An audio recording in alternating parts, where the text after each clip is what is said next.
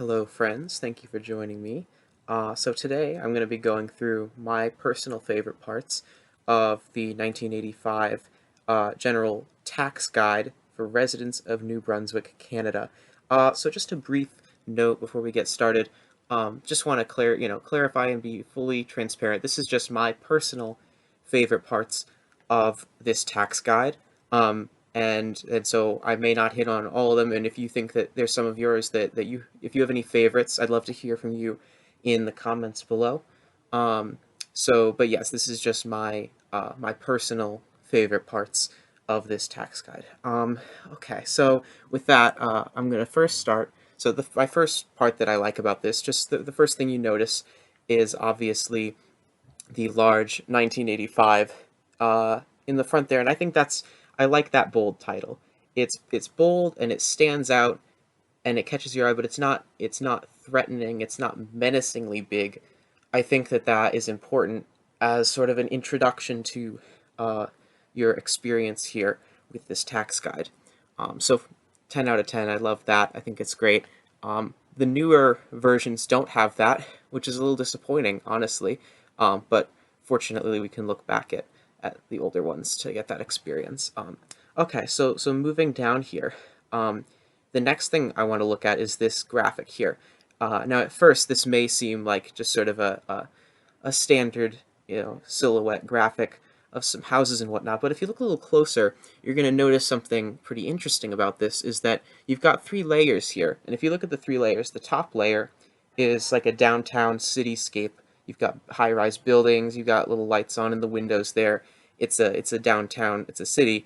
The second layer here appears to be more suburban. You've got some houses here with some trees and whatnot. And then the third row down, you got a barn here with a silo. It's a more rural sort of landscape here. And so with these three layers, excuse me, these layers give an impression of all the different types of life that there are in New Brunswick and Canada at large. So it really gives a sort of sense of inclusiveness and people from all these different situations can come here to get the information they need for filing their taxes. So I really love that. I love the message it sends, and I think it looks very good. It gives a very nice opening to going through this guide. All right, let's move on down. Okay, so first thing that you run into is the contents. And one of the things I love here is this right here, up right below contents, it says some things you should know about. Now I love that they've written some things you should know about because it's informative. It tells you that what you're about to see here is a list of things that you should know about, but it's easygoing. It's sort of almost in lay speak, as I might say to someone else. Some things you should know about. It's not super technical, and it sets a very positive tone for the rest of this, and keeps it at that sort of friendly, non-overwhelming tone that we want to have in this kind of a document. So I like that, and then it pops up again later because that is one of the headings here. So that's very good as well.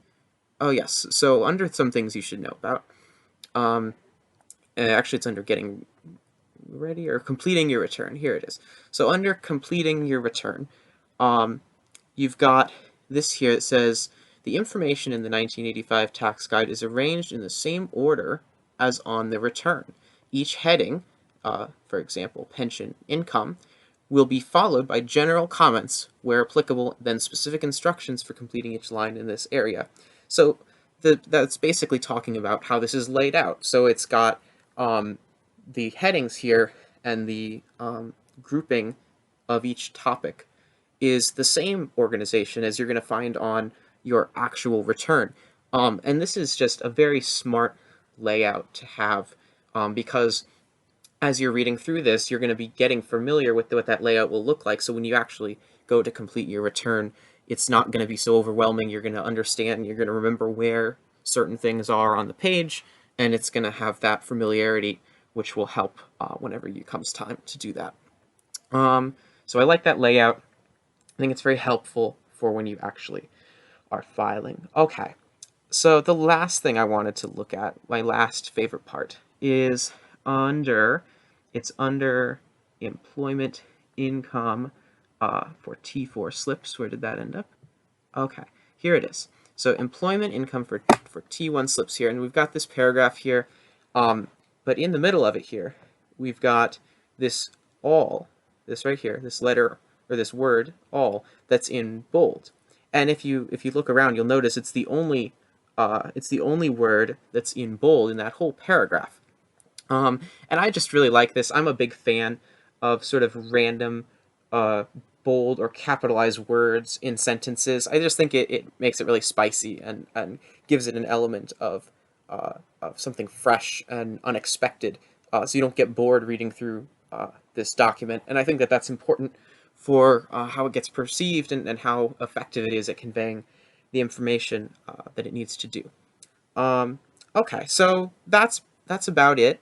Those are just some of my favorite parts. And again, if you have any personal favorites, parts of the 1985 General Tax Guide, I'd love to hear them in the comments below. I always read through them and try to get some good ideas for future videos as well. So if you have any suggestions for other Canadian tax guide years to look through, or even other countries too, I'd be willing to do that. Just comment below, and I will see you next time. Thank you for watching.